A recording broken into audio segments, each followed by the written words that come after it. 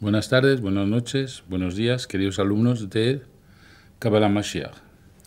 Hoy vamos a iniciar la clase número 62 sobre los secretos del árbol de la vida. Hoy es martes 10 de junio 2025. Y antes de empezar, pues os doy la palabra para algunas preguntas. Y luego haremos el recordatorio que el 22 de junio hacemos la conferencia sobre la física cuántica al servicio de Mashiach ben David. Ya empieza la redención. Bien, preguntas. Aquí tengo a Yehuda con una pregunta. Adelante. Gracias, maestro. En la clase pasada del Club de la Redención mencionaba usted la importancia de que a lo mejor una pareja como invitado se quede a dormir en nuestra casa. Y creo que es por la cuestión energética, ¿no? Lo que se puede manejar. ¿Qué sucede cuando uno llega, o sea, una pareja en un hotel donde duermen pues cantidad de personas? En un hotel no pasa nada porque no ha habido bastante relación como para crear una energía. Más de 15 días ya hay una energía, pero normalmente nadie se queda 15 días en el hotel. Gracias, maestro. Bien.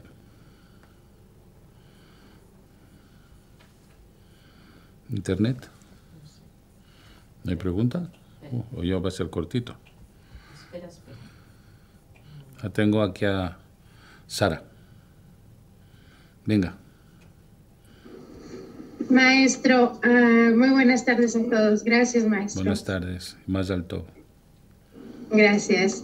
Quería saber, usted siempre nos da la parte del secreto también detrás de la halajá. Entonces, en la vestimenta de una mujer, ¿qué es el secreto detrás de esa vestimenta? Aunque la mujer esté toda cubierta, hay ciertas reglas que tiene que cubrir, pero ¿qué hay más allá como para inspirar a una jovencita, a una persona que nazca de su corazón a hacerlo, no porque es una ley, sino porque le inspira, como usted nos inspira cuando nos da los secretos, nos inspira a querer hacer las cosas? Entonces, ¿qué se puede hacer? Explicar a una joven de por qué vestir de cierta manera para inspirarle. Bueno, pues hay un secreto importante que es la mirada del hombre. La mirada del hombre, aunque parezca que no pasa nada, la mirada del hombre acaricia la piel de una mujer y puede perturbar muchísimo la pureza de esa mujer. Por eso la gente que conoce esos secretos no mira mucho. Aunque vaya a Sniut y todo esto, baja la mirada. Los hombres no quieren ver a las mujeres para no incidir en la pureza de una mujer, porque la mirada agrede la piel de una mujer y puede impregnar la piel de una mujer de una energía. Entonces, cuando es un pantalón, pues el pantalón está marcando la separación entre las dos piernas, y cuando un hombre ve la separación entre las dos piernas, la mirada mira de otra manera que si no está esa separación. Los pechos, los hombros también pueden generar una emoción en un hombre que mira. Entonces, el pelo de una mujer también puede atraer la mirada de un hombre, y lo que hay que saber es que las miradas acarician, pero incluso penetran dentro del aura de una persona. Y si perturba su pureza, luego va a tener otro tipo de efectos secundarios. Sobre todo si está casada. Sobre todo si está casada. Porque entre el hombre y una mujer se forma un arco de luz entre marido y mujer, y la mirada de un hombre, cuando la mujer no es sniut, puede romper ese arco de luz que une marido y mujer, y pueden provocar un divorcio. Fin de la explicación. La mirada acaricia, cuidado. La mirada toca. Bien, más preguntas.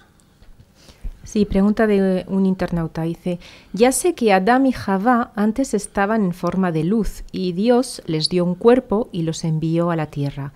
Pero esto hace 6.000 años, entiendo, según sus clases. Entonces, las culturas sumerias, las tradiciones y dioses anteriores no existieron. ¿Son falsas las tablillas cuneiformes encontradas en Mesopotamia, por ejemplo? Porque yo entiendo que esta cultura era anterior a la hebrea, o al menos contemporánea. ¿Cómo se explica esto? Pero no anterior al jardín del Edén. A partir del momento que el ser humano baja a la tierra, ya se diversifica y empieza a tener todo tipo de creencias idólatras y todo tipo de cultura. Pero la cultura se establece de manera definitiva con la entrega de la Torá. Pero si se dice que todo empezó hace 6.000 años y hemos encontrado cosas de hace 1.000.000 de años, ¿cómo se explica esto? Porque cuando decimos 6.000 años es a partir del momento en que se define el hombre espiritual, no el hombre animal, no el hombre de las cavernas, sino el hombre que ya tiene Neshama. A partir del momento que tiene Neshama, entonces cuando decimos que el hombre está en la tierra. Antes podía ser un cuerpo, pero sin alma. Un nefesh puro. O sea, más cerca del animal que de otra cosa.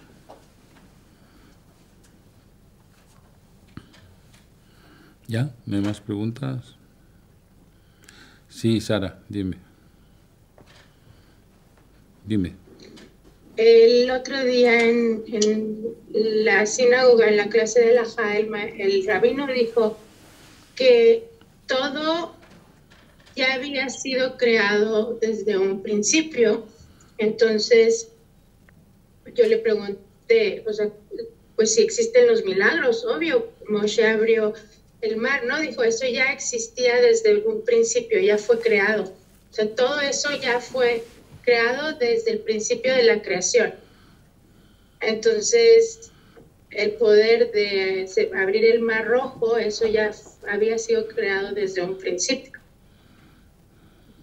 No lo estaba diciendo como que había sido un milagro, sino como que ya era parte de la creación. ¿Qué me dice usted de eso? Porque me quedé muy confundida. O sea, como si estuviera diciendo que no existen los milagros. Bueno, primero habrá que definir qué es un milagro, ¿verdad? Porque si no, no sabemos de qué estamos hablando. Un milagro es cómo se altera una ley natural. Por ejemplo, la ley natural es comer. Ayunar no es natural. O si estás ayunando, estás haciendo un milagro sobre tu cuerpo, porque estás yendo contra la ley natural.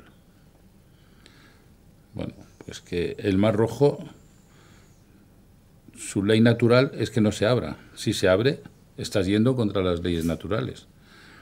Ahora, para poder ejercer un milagro, es decir, para poder ir contra las leyes naturales, tienes que provocar algo en tu persona que vaya contra las leyes naturales.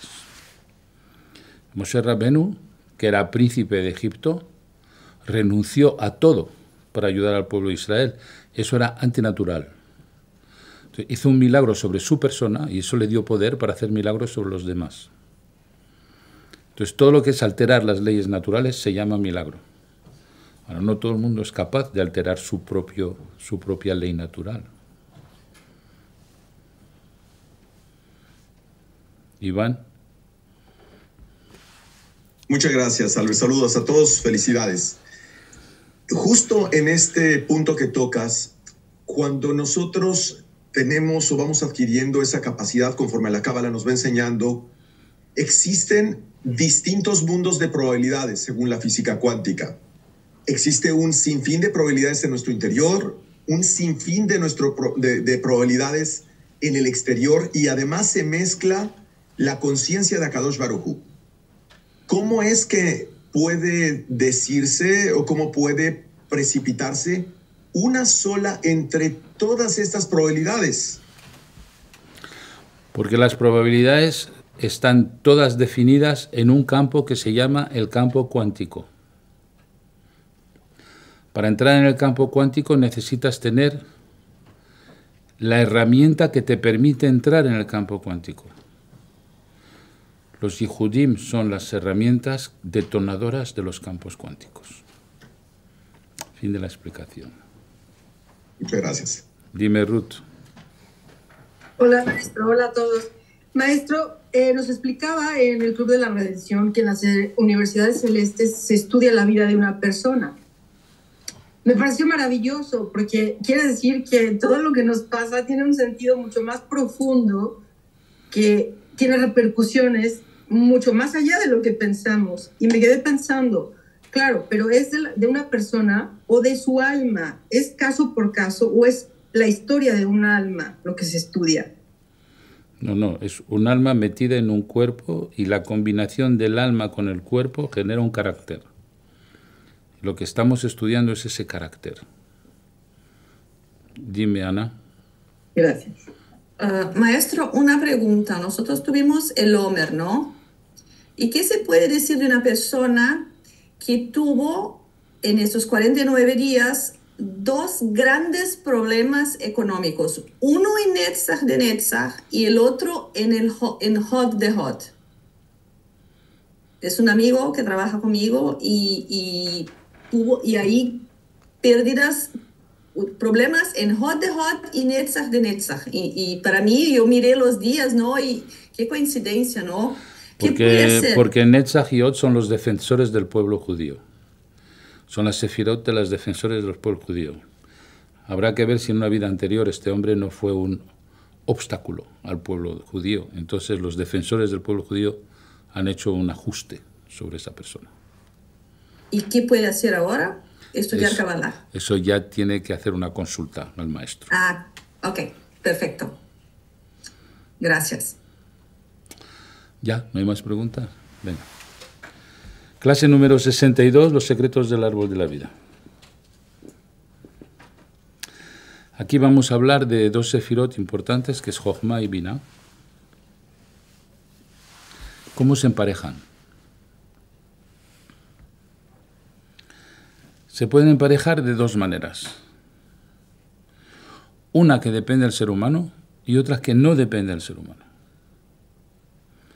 Entonces, la que no depende del ser humano es un emparejamiento de Jochma y Binah permanente, no depende del hombre y vierte su vitalidad a todos de Irampin y a Malhut, y es por decreto divino. Es un tipo de emparejamiento que solo el Creador puede imponer. La segunda sí depende del hombre.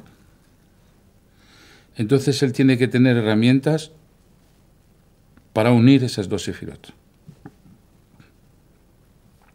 Hace referencia a los tefilín, que unen Jochma con Binah, a la Shema y en realidad a la asociación, las oraciones de Shachrit, Mincha y Arbit.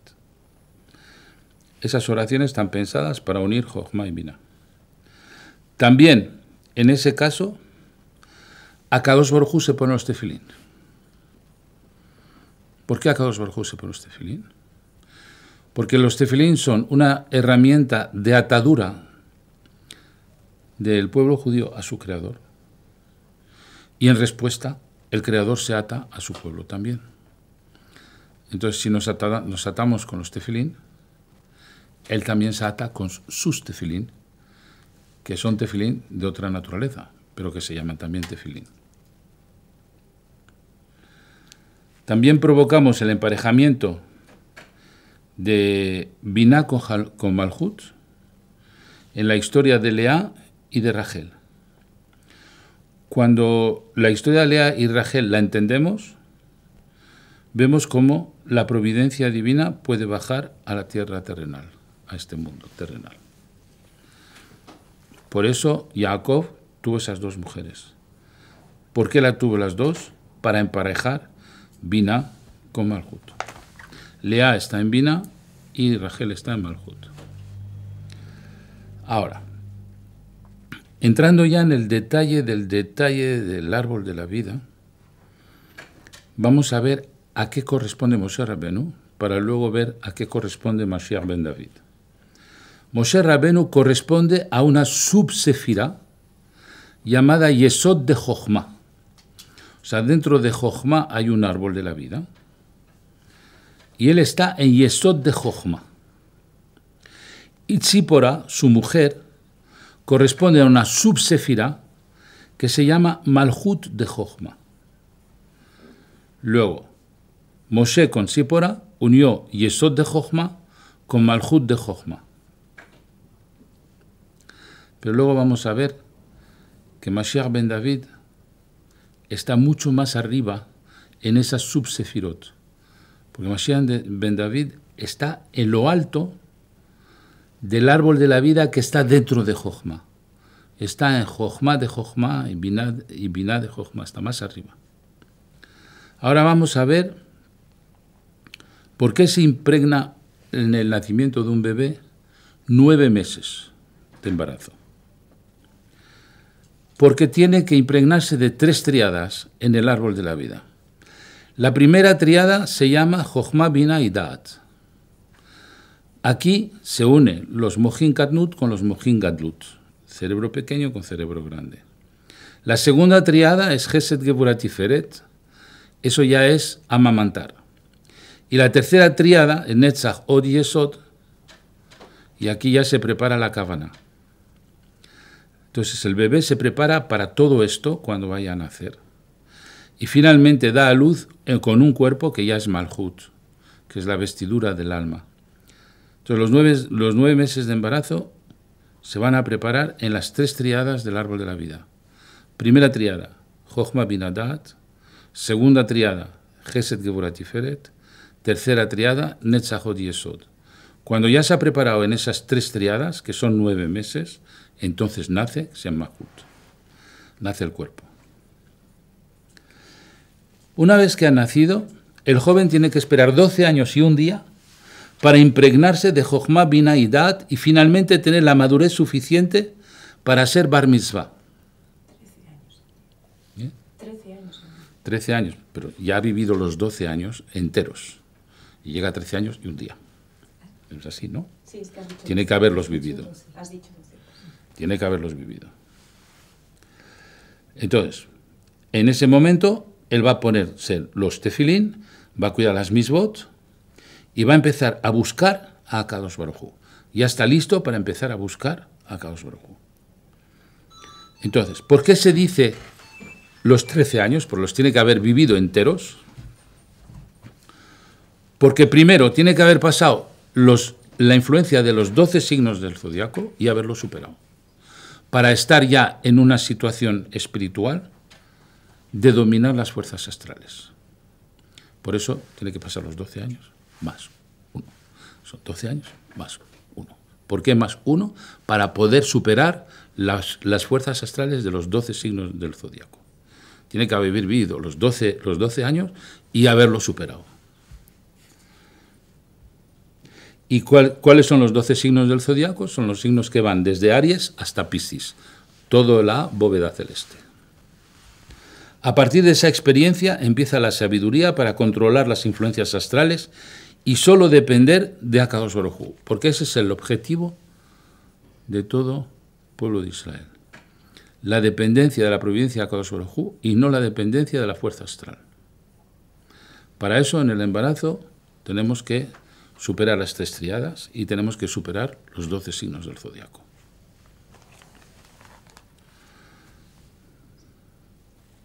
Ahora, en sefirot completas, Moshe Rabenu se encarna en la sefira Netzach, que es el éxito en un proyecto de liberar al pueblo de Israel.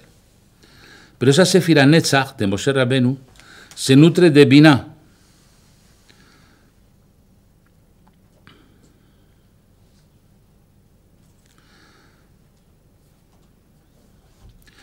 Por eso se tiene que cargar de energía inteligente para llevar a cabo con su hermano Aarón y su hermana Miriam semejante liberación. Entonces, Netzach se tuvo que nutrir de Biná. Pues Moshe Rabenu estaba conectado a nivel global con la Sefirá Biná. Mashiach ben David está conectado a nivel global con la Sefirá Jochma. Pero ahora, el Mashiach ben David tiene que cargarse de la energía del Netzach de Jochma, un escalón mayor, para proceder a cambiar el curso de la humanidad hacia la redención final. Entonces hay que subir. Él estaba, Moshe Rabbeinu estaba en una subsefirá que era Yesod de Jochma, pero Mashiach ben David está en Netzach de Jochma, una sefirá más arriba. ¿Habéis entendido? Sí, pero no es que era... A ver, lo voy a explicar. Dame la ptiza. ¿Por qué es? Vamos a imaginar que esto es la sefirá Jochma, ¿vale? Dentro de la sefirá Jochma, aquí hay Mabina, Gesed, Gevurah, Tiferet, Netzach, Od, Yesod y Malchut. Entonces, Moshe Rabbeinu estaba aquí, dentro de la sefirá Jochma. Dentro de la sefirá Jochma, Moshe Rabbeinu estaba en la subsefirá de Jochma, Yesod y su mujer Malchut. Yesod de Jochma y Malchut de Jochma, subsefirá. Pero Mashiach ben David está aquí en Netzach de Jochma. Todo esto es la sefirá Jochma, ¿eh? Está más arriba. ¿Por qué? Porque Netzach de Jochma es el éxito total, sin posibilidad de fracaso. Sin embargo, en Yesod de Jochma había todavía una posibilidad de fracaso, que fue el becerro de oro. En Netzach de Jochma esa posibilidad de fracaso no existe. ¿Qué? Antes habías dicho que Moshe Rabbeinu estaba en toda la sefirá de Binah y que Mashiach está en toda la sefirá de Jochma. Estoy hablando de la subsefirot y luego de la sefirot. Cuando hablo de la sefirá global, Moshe Rabbeinu está en Binah. Cuando hablo de la subsefirot, está en Yesod de Jochma. ¿Vale? Y si hablo de la sefirá global, Mashiach ben David está en Jochma, Moshe Rabbeinu está en Binah. Esas son las sefirás globales. Ahora, en la subsefirot, que es algo mucho más preciso, tenía Moshe Rabbeinu un poquito de Jochma en el Yesod de Jochma.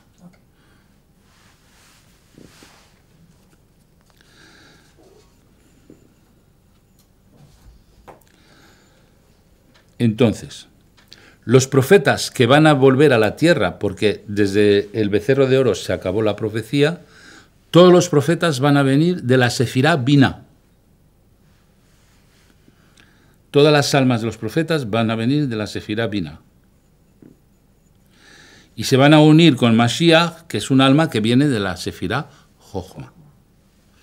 A partir de él se difunden en todas las redes los secretos de las meditaciones sobre los nombres de Dios y más aún los secretos de los Yehudim, trenzas de nombres de Dios, los cuales activan las almas de los tzadikim de otras generaciones previas a la nuestra.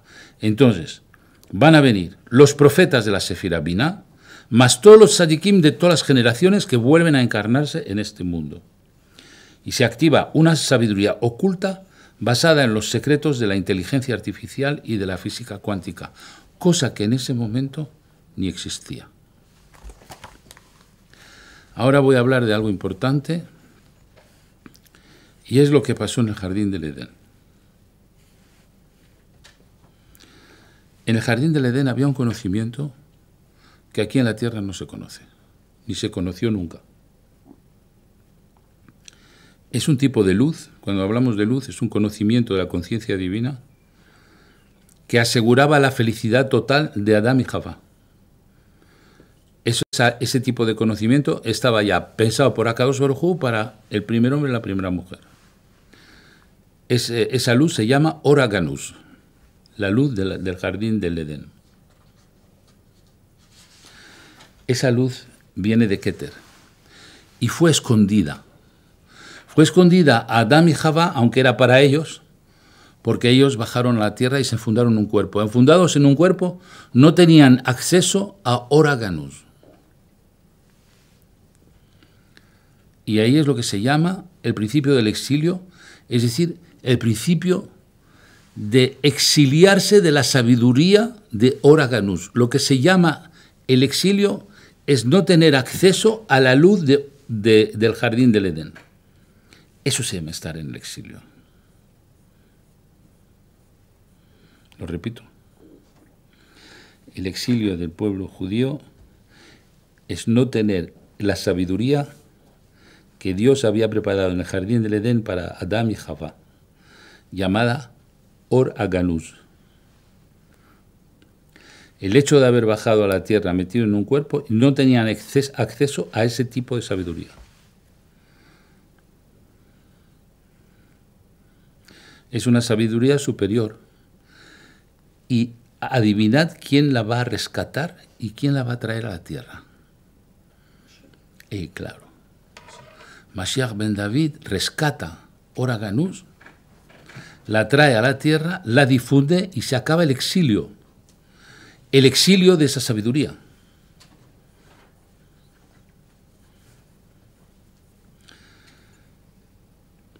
La baja a la tierra para el bienestar de toda la humanidad, liberándola de toda maldad, porque esa luz lo que hace es que libera al ser humano de maldad. ¿Cómo es ese conocimiento? ¿Qué luz trae para liberar a la humanidad de la maldad? Parece ciencia ficción.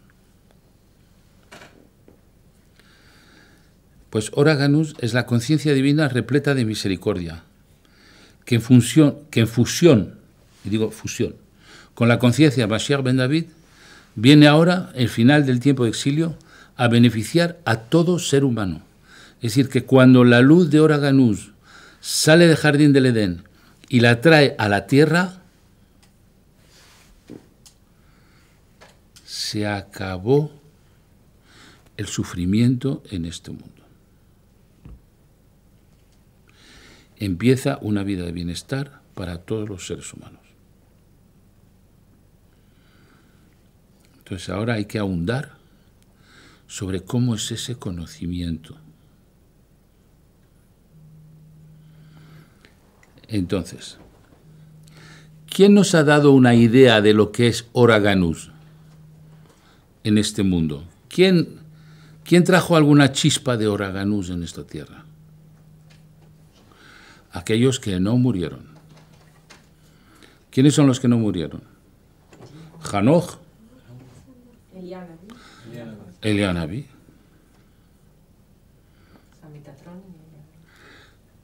Y ellos sí que fueron a por esa luz de Or Haganuz, porque la merecieron, pero la merecieron recibiéndola en el jardín del Edén, no trayéndola a la tierra. Mashiach ben David no solo merece ir a por ella, sino que merece traerla a la tierra. Eso es Or Haganuz. Entonces hemos estudiado mucha Kabbalah, muchos Zohar HaKadosh, muchos Sefer Yetzirah, muchos Sefer Abair, mucho el Arizal, pero Or Haganuz, no. Porque si hubiéramos estudiado Or Haganuz, la maldad no estaría en la tierra. Y esa luz está escondida. ¿Cómo se hace para liberarla?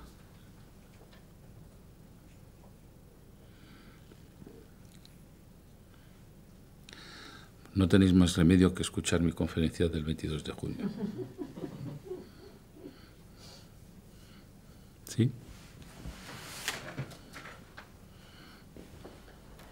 Hay un sitio en Israel que se llama Or Haganuz en el norte. Or Haganuz no tendría algo que ver con el libro del Raziel HaMalach. No. Raziel HaMalach no es Or Haganuz. O sea, el conocimiento hablo, no no es Or Haganuz.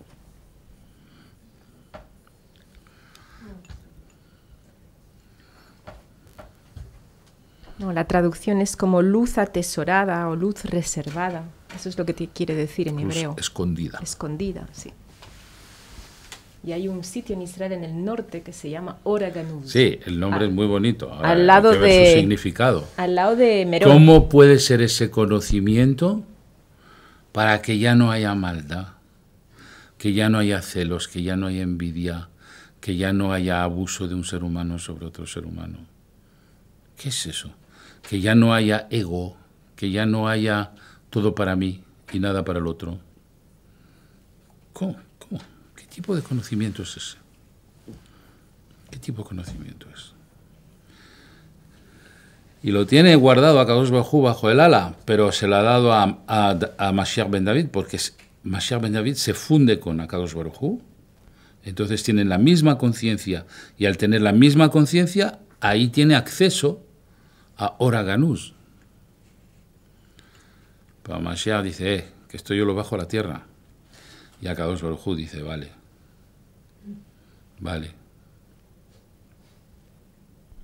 Pero ¿no tenemos todos esa luz dentro de nuestra alma? Escondida, pero ¿no la tenemos todos? No la tuvimos nunca. No la tuvimos nunca porque comimos del árbol del conocimiento del bien y del mal. Pero los hay que sí la tuvieron. Son los que se desprendieron del alma de Adán antes de que comieran del árbol del conocimiento del bien y del mal. Son almas que jamás pecaron. Ellas se beneficiaron de Ora Ganús. Ahora, hay una tribu de judíos que se han beneficiado de Ora Ganús y están en el jardín del Edén con ella y están esperando a que nosotros hagamos igual que hicieron ellos para beneficiarse de Ora Ganús. ¿Quién fue? Fue la historia de la reina Esther y de su pueblo. Cuando ayunaron 3 días y empezaron a hacer Mishloach Manot y a dar a los pobres y todo esto, ellos conectaron con Ora Ganús. Y todo ese grupo ya se liberó de toda maldad. Está esperando que nosotros hagamos igual que hizo la reina Esther con su pueblo. Que accedamos a ese mismo mérito para tener Ora Ganús. Y ahí están esperándonos, diciendo, nosotros lo conseguimos ahí, os toca a vosotros ahora conseguirlo.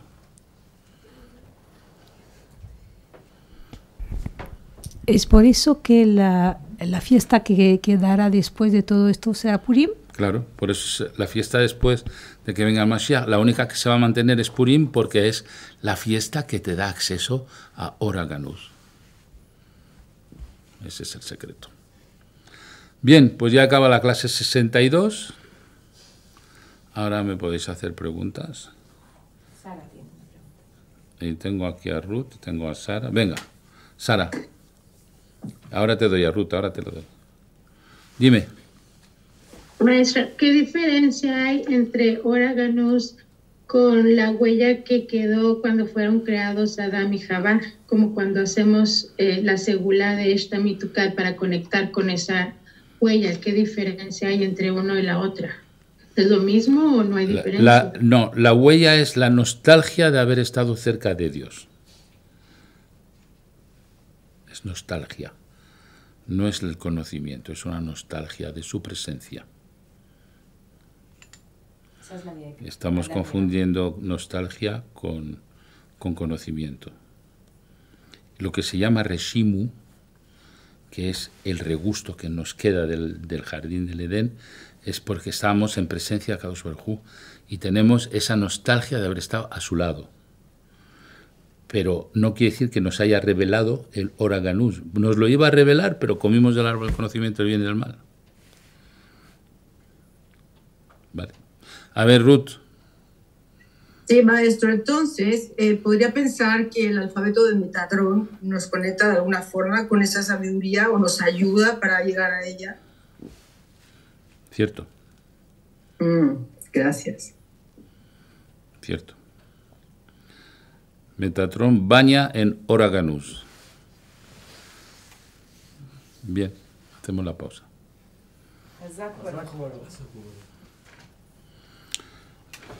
Bien, vamos a reanudar la clase con una meditación, pero antes había una pregunta que se quedó aquí en el tintero. La vamos a retomar. Hola, Albert. La pregunta es, dijiste que el creador se lleva los tefilín, ¿vale? Entonces mi pregunta es, sabemos que bueno, es una visión, seguramente que hay un secreto detrás, ¿no? Entonces, porque no puede concebir que el creador lleve tefilín. Entonces, ¿qué hay detrás de esta afirmación? Bueno, el pueblo de Israel se pone este tefilín porque se quiere atar al creador. Y se dice que el creador se pone este tefilín porque se ata a su pueblo. Ahora, claro, el creador no se pone este tefilín que se pone el ser humano. O sea, es una metáfora. Entonces, para desentramar el secreto de esa metáfora hay que entender qué es un tefilín. Para entender qué es un tefilín, hay que fijarse en dos imágenes que hay en el tefilín de la cabeza. En el lado izquierdo hay una shin de 4 palos y en el lado derecho hay una shin de 3 palos. Suman 7 palos. ¿Vale? La shin de 4 palos son sefirot de misericordia. Las sefirot de misericordia, ¿qué son? Jochma, Tiferet, Netzach.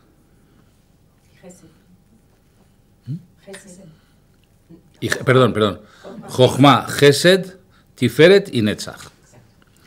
Y luego las 3 sefirot que son de rigor son Binah, Geburah y Od.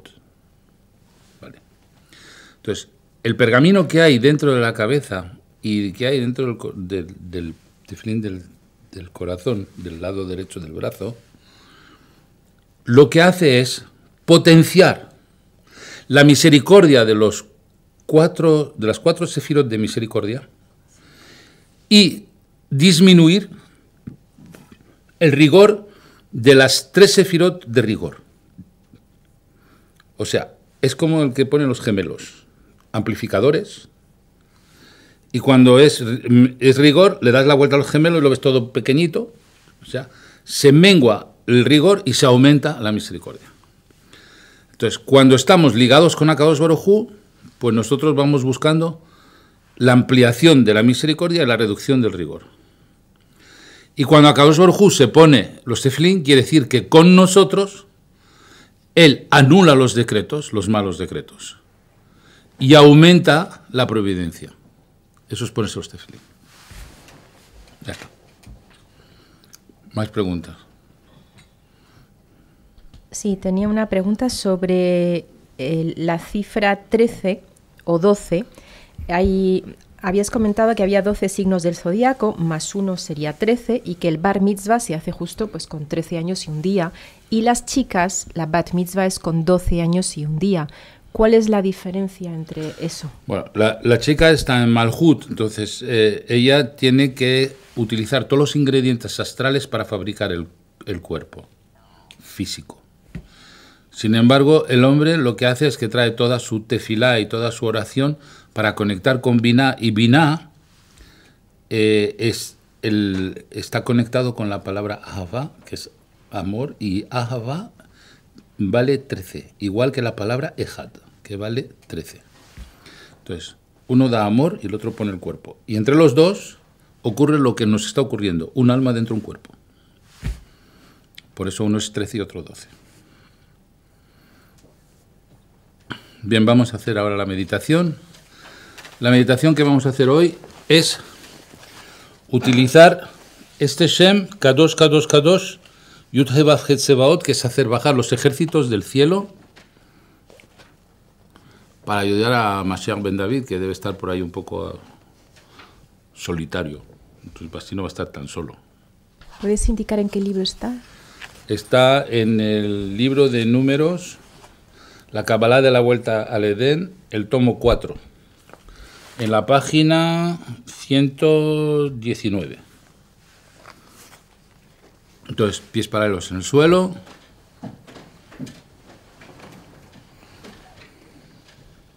Manos, palmas, boca arriba. Cerramos los ojos. Nos vemos dentro de una estrella de Maguen David. Enfrente de nosotros hay otra estrella de Maguen David. Y aparecen las letras Kadosh, Kadosh, Kadosh, que las iluminamos. Yud He Vav He Tsebaot. Esto Yud He Vav He Tsebaot es capital porque la combinación de estos dos nombres hace bajar los ejércitos de defensa de Akadosh Baruj Hu para esta tierra. Y ahora lo que hacemos es que visualizamos esta combinación de letras, Kadosh, Kadosh, Kadosh, Adonai Tsebaot, y dejamos que esos ejércitos nos hablen, porque las letras son conciencias vibracionales, inteligentes y nos hablan. Así que estáis en libre conversación con esos ejércitos.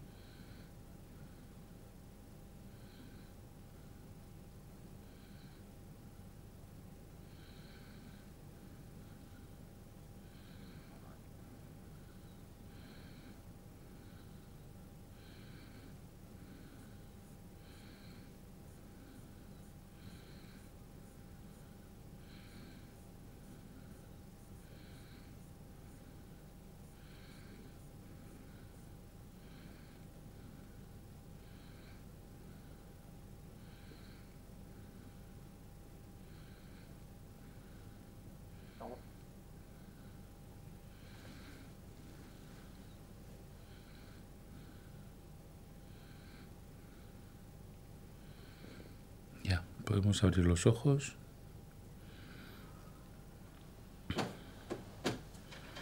Y quien quiera compartir su conversación con los ejércitos del cielo, puede hacerlo.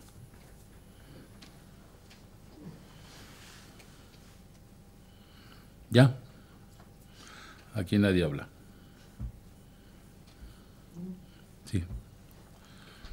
Sí, yo he visto que los ejércitos se ponían todos al servicio del Mashiach. Era el ejército del Mashiach que se despertaba. Y veía un montón de tzadikim y un montón de entes blancos que venían metidos en las letras y que difundían pero no eran armas, es que eran luces de bondad, no sé. Muy bonito.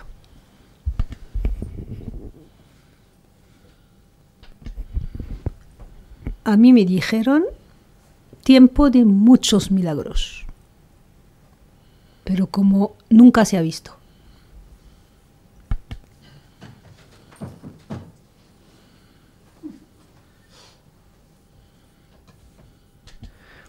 Yo vi unas miríadas de ángeles blancos también.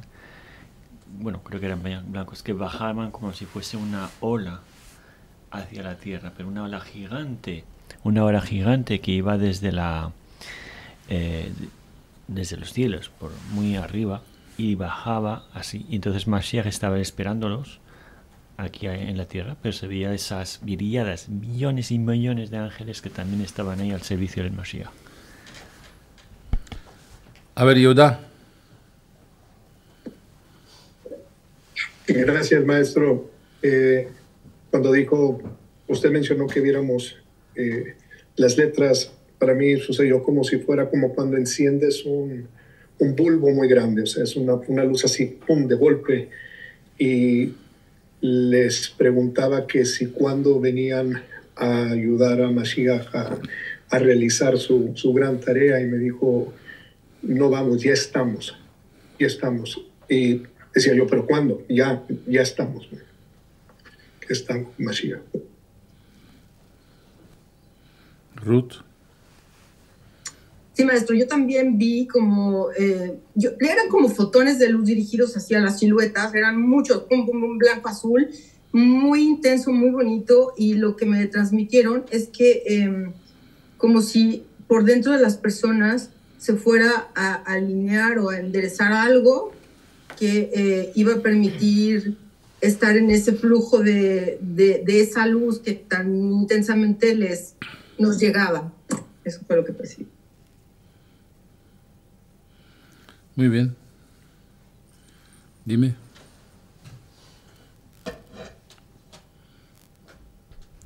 Sí, lo que entendí fue un mensaje algo así como que no es que bajaran, es que nosotros volvíamos al estado original.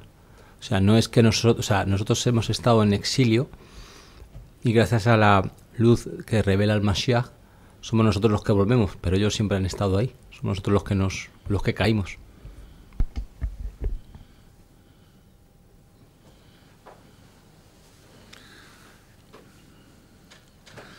A veces uno piensa que con todas las fuerzas de los ejércitos, los aviones, los tanques y las bombas, porque no se puede luchar contra, por ejemplo, un tornado, no se puede luchar contra un tsunami, no se puede luchar contra las fuerzas naturales, pues son demasiado grandes. Pues incluso esas fuerzas son diminutas al lado de las fuerzas de los ejércitos del cielo. O sea, las fuerzas del ser humano no pueden contra las fuerzas naturales, y las fuerzas naturales son muy pequeñitas al lado de las fuerzas del cielo. Entonces, ¿cómo son las fuerzas del cielo?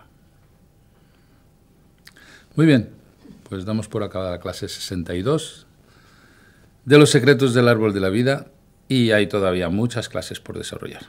Un cordial shalom a todos vosotros. Azak Baruch. Azak Baruch.